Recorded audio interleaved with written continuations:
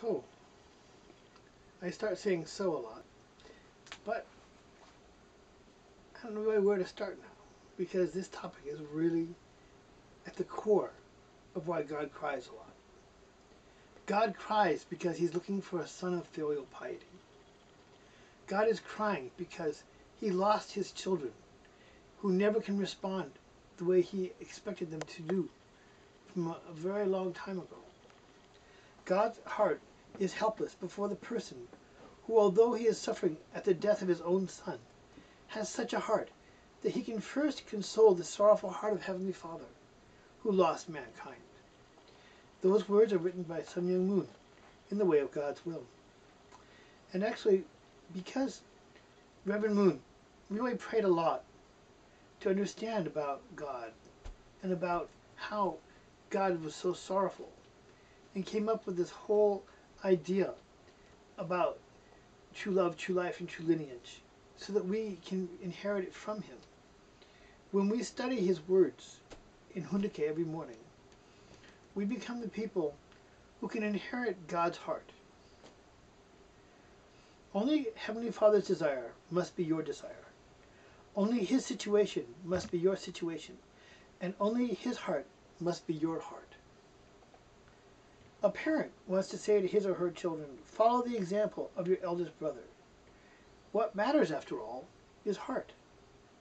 Heart is the source of life. It is directly connected with the spirit world. You must have such a heart that you are not the same as others. So, Jesus was sorrowful, representing God's painful heart. Your sorrow should be more than 3 times as painful as Jesus.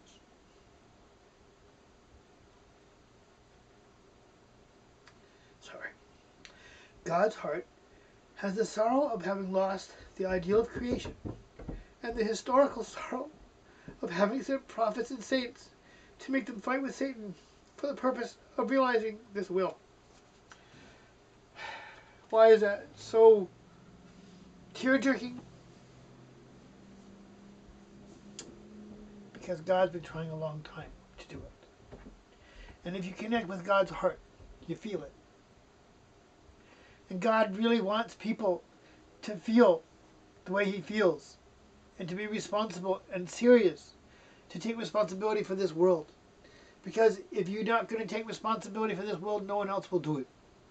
You have to tell someone about this video, and you have to tell somebody to watch it. And you have to tell somebody that the way to the future in a good way is pretty simple. We have to not do the bad mistakes of the past. We must learn from our mistakes and get better. And essentially, what that really means in a heart shell, in a nutshell, in just a cute little peanut, is that we must love other people, care for other people, and do good things for other people, especially when they don't deserve it. Jesus taught that. Confucius taught that. Muhammad taught that. So what went wrong? How come no one's doing it? It is because there are forces not allowing us to do it. And we have to recognize these forces and realize that the fight starts from within. You have to unite your mind and your body. You have to become the person who has that internal character, which we call heart, to really appreciate the parents and the true love that they've given to us. And we're able to really love other people in that kind of way, to really bring about a higher standard in this world by reliving the standard of true love, true life, and true lineage with a good heart. And this heartal, this artistic understanding, is what allows you to really connect to the invisible world of Heavenly Father.